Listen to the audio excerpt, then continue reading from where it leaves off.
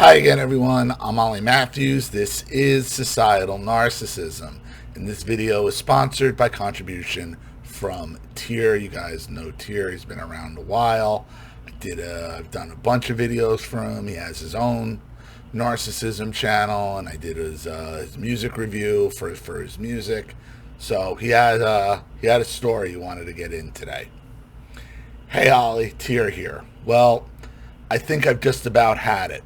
I think I'm at the end of this terrible story, and I'm about to go no contact with my oldest son with only the slightest encouragement.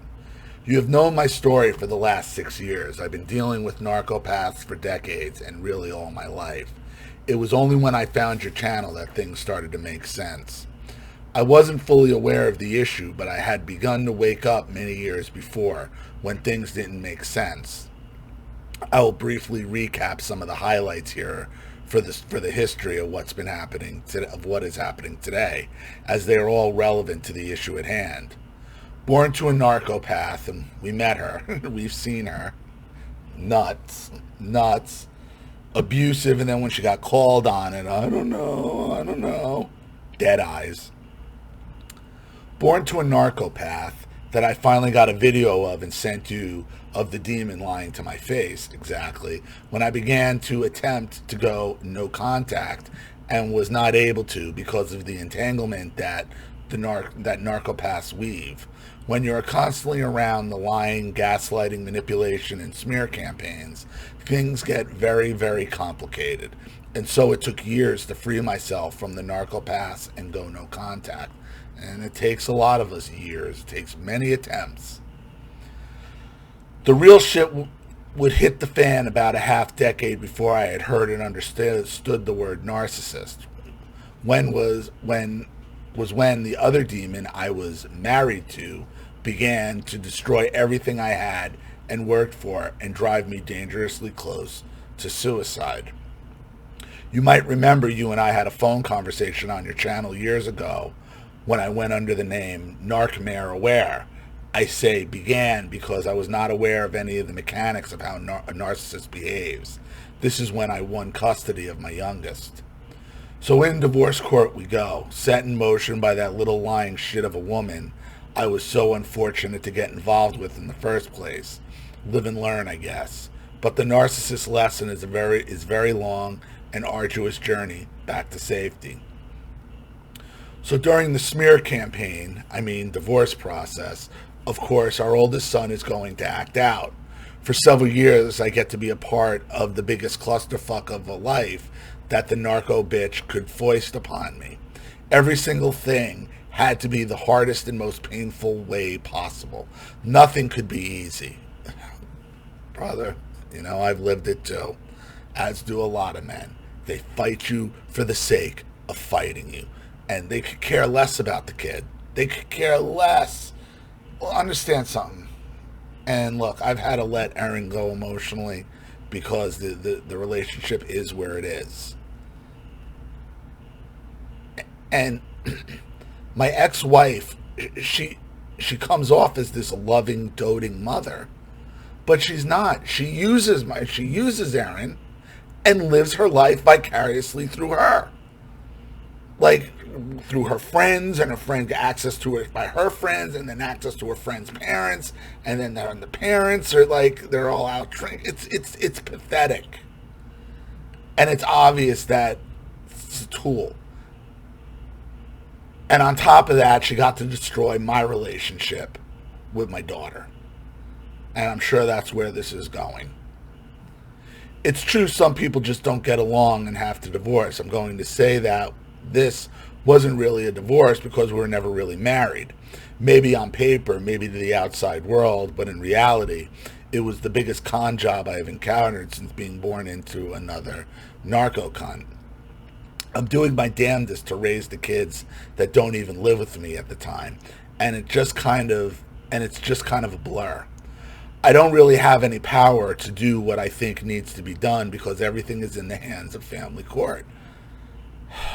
Yup. And if you do anything, they will turn anything you do into like an act of aggression to be used against you and have you deemed dangerous or violent. You are living with with a virtual gun to your head when dealing with family court. It's a fuck you, pay me. That's it. That's all family court cares about. They don't care if you see your child. They don't care if you're being alienated from your child. They don't care if your child is being brainwashed. They don't care if you're even being denied custody most of the time. Fuck you, pay me. That's it. We're ATMs. That's all we've ever been. Oh, how wonderful. Let some stranger in a black robe who probably hates men, and worse, maybe they hate your particular race. Try being a white man in divorce court these days. The odds are stacked against you, period. But I learned how to play the game, so to speak. And the narcopath bitch did not win in the end. But did she in this case? Yeah, I know you won. You won the case, but did you win? Even when you win, you still lose in family court. I mean, it is tough for men. It is nearly impossible. And please, ladies, I understand. There are some of you that get screwed over. I get it. You are a small percentage. You are a small, minute percentage of who actually gets screwed over in divorce and family court. That's not what this video is about. So don't leave the comments. Women too. We know, but that's not what we're talking about here. During these last 10 years, our oldest son was in jail so many times, I can't count. Of course, as a father, I would try to assist in the situations as best I could, only for him to do it all over again. I became frustrated and worn out over the whole thing and simply couldn't keep up with the situation. I can't even imagine. I really can't. I'm assuming it's probably drug related. And probably hardcore. I'm sure probably hardcore drugs or something. I don't know, but I'm assuming that's what it is. Many times I tried to warn him of the behavior of the narcopaths in the family, but he simply refused to listen. I tried to parent him the best I could without revealing too much or laying it on too heavy. It's a very arduous situation to be in. I did not focus so much on his mother, but on mine with the video evidence I had sent you, but he would not watch or listen. At one point during the custody hearing of our youngest son, his mother tried to force him to move in with me to derail the custody reversal decision and the court was about to make in my favor. I knew what she was doing. If he had moved in with his behavior, the court would have sided with her. She is a filthy, filthy twat. So she wanted him to move in with you so he'd be dangerous. So as it continues, I am in contact with him intermittently, sometimes not at all for half a year or more. He gets out of over a year in confinement and moves in with her dirty twat mother, his grandmother. She's a boomer hippie, by the way. I see him a couple times and then just like every time before, he begins to ghost me. I quit trying to educate him on the issues, how the family behaves, and so on. I have stopped even trying to parent him as a father. He's 27 now with 2 illegitimate kids and exhibits much of the same thinking as before. The problem is, and I have a feeling what went on with his mother let him do whatever he wanted to do. Okay, let him be the king of the friggin' house, never questioned, never disciplined them, and he liked it. And, it's one thing to do that when we were kids, but for them to do it now in the age of the internet and computers and access to harder and harder core drugs, like it's a death sentence. Like you're throwing you're having your kid throw his life away. And here's the rub as far as I'm concerned. I have been an open door for him during all this. I have delicately and sometimes not so delicately tried to discuss these subjects with him, only for it to fall on deaf ears. I think I've exhibited extraordinary patience, but I'm just not able to go on with it any longer. I've been watching your videos about the baby boomers with the strange kids, and I swear this is not that. This is 180 degrees from that. In no way have I ever behaved like my boomer parents, nor did I parent like them. Parenting and being a father was one of, if not the most important job I've had on this planet, only to have my role as a father torn down and subverted by every female in my family and the family I was married into. I've given him clear data on this, and it looks like he's choosing to see it their way and not mine. I'm sick over this, and I'm sick and tired, and I'm sick of being sick and tired. This is how you got to look at this, Tier. He doesn't make any good decisions whatsoever. He's been incarcerated how many times? He's had a violent history since childhood. He obviously has problems. You're trying to talk logic with somebody whose brain does not think logically. In the past, he's obviously been rewarded for this behavior by his mother, by his grandmother, by, even though they're not boomers, boomer types. And being raised by that type of, like, neglectful boomer type, run the streets. Because here's the thing. Gen X talks about, we were running the streets, and we were. But we were doing it in like the late 70s, early 80s. There was a lot less shit to get into. Nowadays, if you run the streets like that, you get more what happens to your son. Your son does. You're trying to assign rational thought to somebody who doesn't think rationally, doesn't think logically. Really kind of thinks like a woman. No offense, girls. Thinks like an emotional borderline woman. Because it sounds like he's probably a male borderline.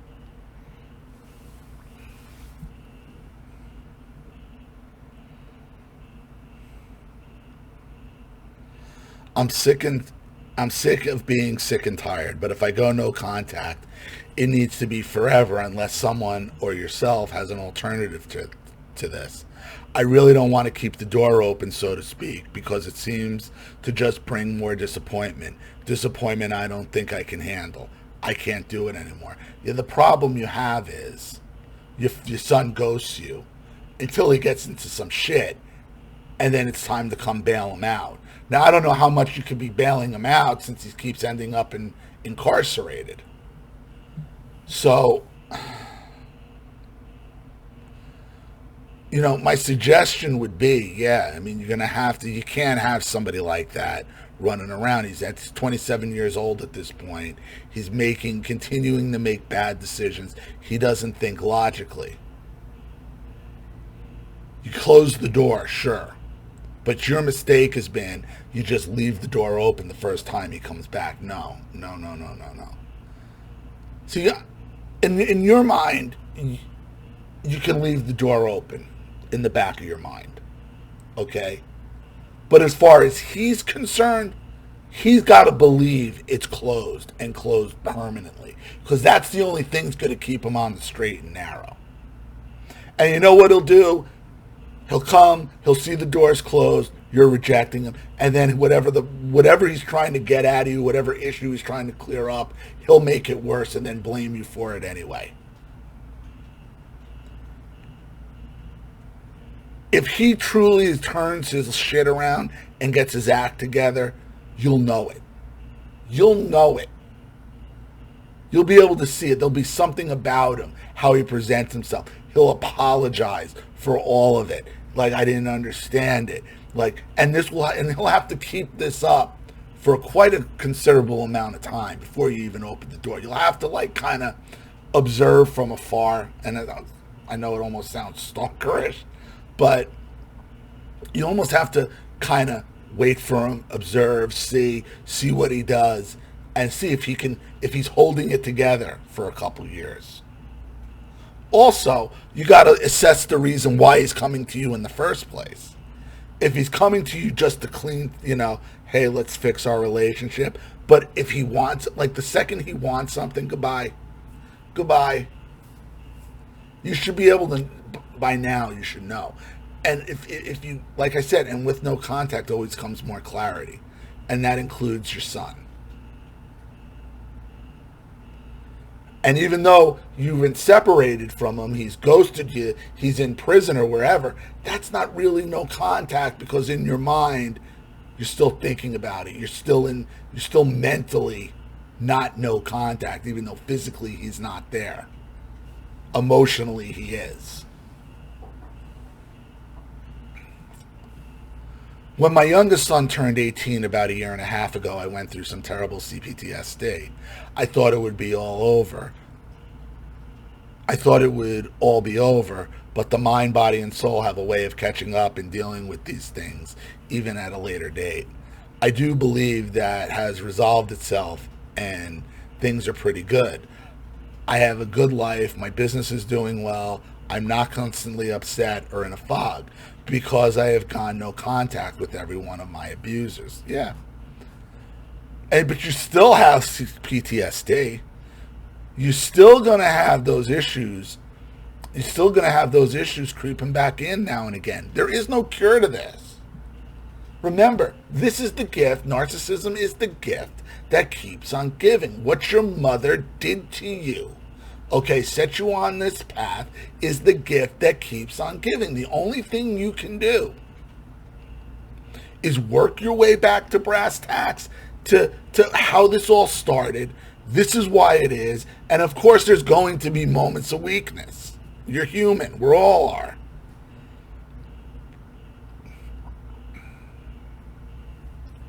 Because I've got no contact with every one of my abusers, except him.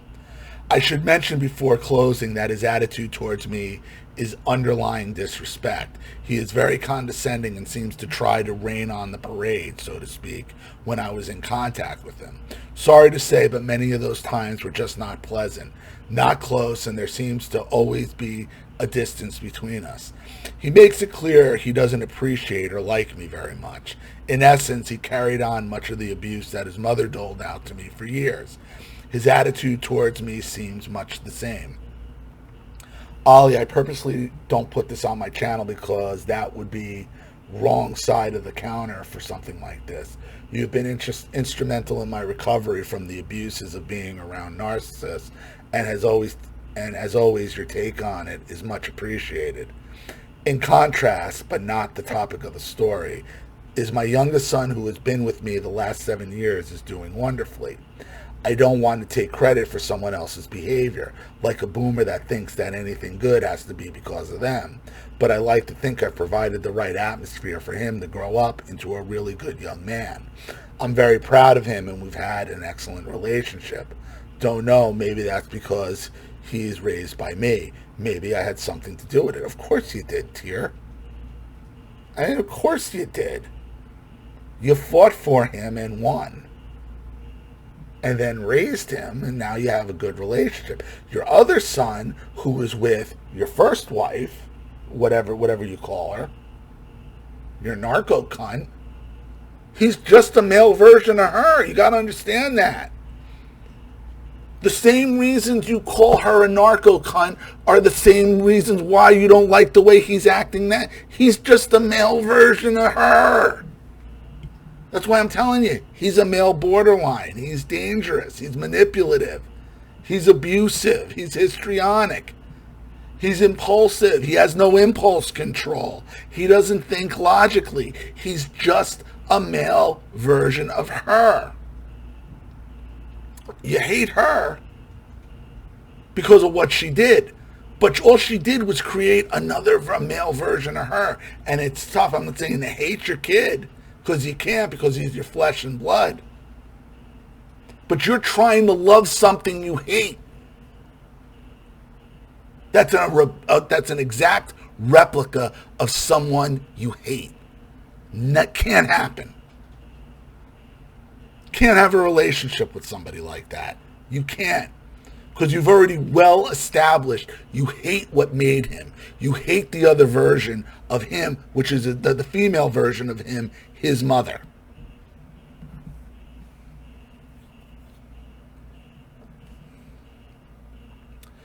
In closing, no contact with my oldest son is not something I don't want to do. I've been thinking about it now for years. I can't bear the disrespect any longer. But if I continue to be ghosted by him, I might have to do that. Your thoughts are always appreciated. Warm regards, Tear. You're trying to love a version, a male version of the woman you hate. Can never happen. It's never going to happen, Tear. It's never going to happen. Because he is her. And you're trying to change. You can't change him any more than you could have changed her. Any more than you could have changed your mother or anybody else in your life. Because that's who they are. Sociopathic borderlines. And that sucks. And it's a tough understand. It's a tough reality, and I get it. And I struggle with it too. I struggle with it. It's tough when it's your flesh and blood like this. It really is. It really is. And like you said, based on the videos I've been doing about the boomers, this isn't the cry. Like, and this isn't the estrangement thing. Erin obviously wants my daughter. She ghosted me 3 years ago now. She wants nothing to do with me. I stopped chasing. I didn't cut her out. She cut me out. I had to cut it off emotionally. Eventually, you got to close the door emotionally. I don't think this guy. I mean, I know I said, we're waiting for the door, and what. I don't think he can change. I just don't. I just don't. And now that I think about it, I think even trying to look in and see what he's doing, you got to let it go emotionally, Tear.